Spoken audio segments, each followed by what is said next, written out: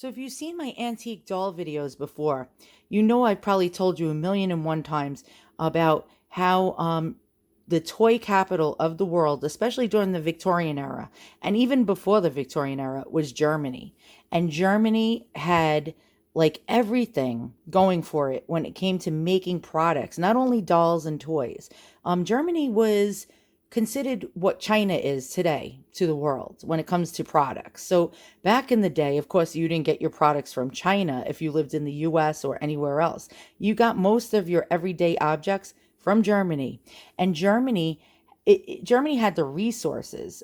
Basically, most of the machines during the Industrial Revolution were powered by, for example, if you had kilns, right? You had to fire things up in kilns. They had loads of forests. So they cut the trees down. They used the wood. They used the wood for the making of products, the firing of their kilns and their machinery. They had loads and loads and loads of, I believe it's pronounced kaolin. Don't laugh at me if I pronounced it wrong, but it's a kind of like clay that they used to form porcelain products, which were placed in dolls and figurines and dishes and china plates and all sorts of products. And so they had all the resources of the world right at their beck and call. Their products were high quality and mass produced. And how they did that was by having almost like Ford factories of the day. So one person would be on a lineup making one part of the product, another person on the line, and not only in factories, they did this in their homes as well. So not only would a company have factory workers, they would actually pay families to actually, they would go, I'm not kidding you, they would go with wagons. They would even attach like little goats to the wagons, or their pet dogs if they had a large breed dog to the wagon, and they would cart the product needed to make these items, not only toys but other things as well, and they would cart all the products needed for the factories to their homes and get paid by the piece. And they didn't get paid very well. It was what's known as a cottage industry, and I've said this in many videos before. So one whole family would sit around their table, and most of the peasants in the German towns, they were poor. And so by churning out things for factories for pennies on the dollar, they would make money to earn for their family to feed them. And so most of these people were very poor. So they got paid very poorly. So that is how Germany became like basically the epicenter of products to be shipped all over the world for cheap. And pretty much America had their own factories, for example, making things as well. But the Germans undercut them every step of the way. And so German was a force not to be reckoned with. Germany was a force not to be reckoned with. So, for example, here's some dolls, and these dolls were made in different time frames, but pretty much around the same time. So the doll in the middle is a beautiful 1890s doll, and let me pull it closer to you to show you. So this was made in the 1890s with the original clothing. I mean, look how amazing this is that this survived this long. If you think about that, I suck at math. What is that? At least 120 years? And we see the original clothing, the original jacket. She's wearing her coat. I'm trying to get a better focus on this. Her original bonnet, her original wig. I mean, this doll is all original except for she's missing her shoes, and God only knows what happened to them. And when you lift up the coat, she has her dress underneath it. I mean, they really skimped on nothing. She has undergarments. She has little pantaloons. And look at the little legs, how they were carved out of composition and wood. It looks like real little toes. I mean, that is just amazing in itself. Her hands, look at that. I mean, little fingers. I'm trying to get a focus on that. Looks like it's not going to really happen, but I don't know if you can see that. Okay, come on, camera, focus. It does not want to focus. What's going on here? Well, you see what I mean. So, I mean, look at that. The hands, everything. They swivel, so you can turn the hands around. I mean, look at this innovative design. I mean, where else would you find a design like this? Germany. I mean, France was doing it too, but France was doing it for more expensive prices. They sold more of a luxury product. So not too many people were buying the French toys because they were way more expensive.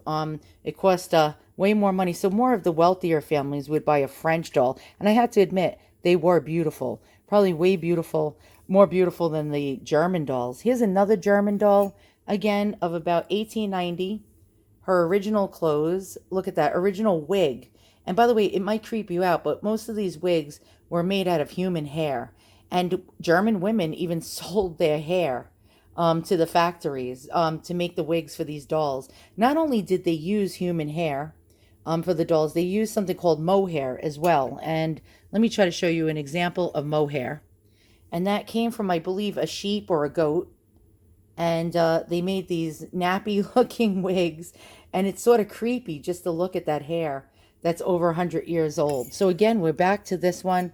Another German doll of about 1890. She was made by Heinrich Handwerck. Very, very cool. Her original dress. And look at the details on this dress. Trying to, again, get a focus. And it's not working. But there we go. Look at all that handwork and beading and sewing. And I mean, all this to go into a cheap. Now, these were considered like very cheap, inexpensive dolls. I got the tiny ones out because I hate handling the large ones. I'm so afraid of touching them and they're going to fall and drop to the floor and break into a million pieces. So I got the smallest ones out, easy to handle. All right, so she's wearing her original dress, her original undergarments. And again, I mean, look at that. I mean, they spared no detail. Again, look at that. And she's got, this one has little painted socks and shoes with little heels. Pretty cool. And she can swivel. She's jointed. Her head can turn. And this was a great innovation back then. They did make dolls that had different types of bodies, which were kid leather bodies. But they didn't do these sort of nifty things like swivel, and you weren't able to move the head like this, and pose them and place them in a seated position. But there we go. Now, our doll in the middle was actually made by, I believe, Kestner. I have not tried to take the bonnet off because the little silk strings are so fragile that if I pull the string to take the bonnet off, to check the back of her head to see what her markings are, the bonnet will be lost forever. The string will just disintegrate and break into a million pieces. But that's quite interesting. Now here we have a later era doll, and this is also another German doll, and it actually is made to be a Scottish lad. And these dolls, now this one as well, is what's known as a regional doll or a peasant doll, or I forgot the full term for it, but these dolls were taught to teach children what people from different parts of the world looked like and what they dressed like in their culture. So this is, again, this is like a regional doll. I don't know what country this was made to emanate, probably like a Switzerland type of deal. Have no clue, but we know this guy over here is Scottish. And again, they spared no expense making, and this was, by the way, cheaply made, you know, nothing expensively made, but they spared no expense of showing you an exact replica of what a Scottish person would wear. And that is quite interesting. Now, some of these materials are very cheap, but they really, really worked hard making this so that a child could see what a Scottish person looked like back in the day. Now, his little wig comes off, and you can see how that was constructed, which is quite interesting. And now you can see his head. And a lot of these dolls came with an opening inside their head so that they can insert the little glass eyes inside the head. Now, I stuff it with tissue so the glass eyes don't fall out inside and break. That is a thing. It does happen. So you want to keep them protected. Now, this one has a mark. It says Germany. Don't know if you can see that. Again, my camera's being a bit of a jerk. Let's see if we can. There we go. It says Germany. Now, below the collar, underneath Germany, would be the maker's mark, or the name brand, or the mold number. So you can figure out who made this doll. I'm unsure, but it's probably like Armand Marseille, or trying to think, a Huback brand, or one of the lesser German factories that were making lesser quality dolls. But that's quite interesting. And look at his little teeth. They even inserted these teeny, teeny, teeny, tiny little teeth into his mouth. So they really made an incredible, incredible product. Now what I'm going to do is I found some cool footage of a 19, it looks to me, and I don't know for sure what year this video came out and was produced, but probably from the teens to the 1920s, of a German doll factory making dolls like this. So let me bring you to that video right now. It's quite interesting if you're interested in antiques or industrial revolution, of how things were produced over 100 to 150 years ago. Quite cool. All right, so I'm going to go to a cutaway, and thanks for watching, and check this out. It's really quite cool and interesting. All right, so let's look at some of the process of old doll factories that I found on YouTube. Now, this one's probably from the 1920s, but they still made dolls in the 1800s, much like these people are. This looks like it's a French doll factory. I could tell by looking at these dolls, because I collect them, that a lot of these were probably made by SFBJ or UNIS, UNIS, which was a syndicate of all different French doll makers who band together to make dolls when the Germans were beating them because they were making so many dolls and for so few costs as opposed to the French. So they were going out of business, and they all had to join together to try to beat the Germans because they were going out of business left and right. So here we go. These are all the processes of putting these dolls together. I just saw one fall. Oh God.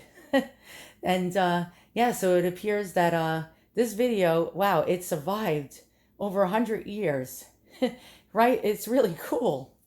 So pretty much some of these dolls are still around and in people's collections. Now all these people are dead, sadly. But now I'm going to show you another video of doll factories from that time frame, or maybe just a little later. Hold on.